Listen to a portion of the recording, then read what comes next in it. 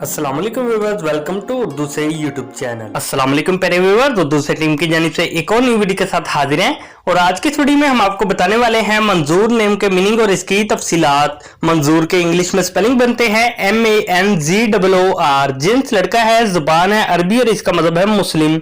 मंजूर के मायने हैं माना हुआ, पसंदीदा। मंजूर नाम का शुमार लड़कों के नामों में होता है। मंजूर नाम की इब्तदाई तारीख अरबी जुबान से निकलती है।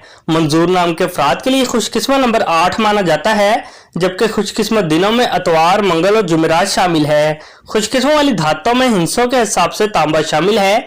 मंजूर नाम के अफराद के लिए मुआफिक रंगों में सुनहरी और सुर्ख रंग शामिल है। मंजूर नाम के अफराद के लिए मुआफिक पत्थरों में सब्ज कीमती पत्थर शामिल है। मंजूर नाम में 7 हरूफ है और ये एक लफ्ज बनता है। अपने नाम का मीनिंग जानने के लिए कमेंट बॉक्स में लिखिए, चैनल को सब्सक्राइब कीजिए, वीडियो को लाइक और शेयर कीजिए। Thanks for watching.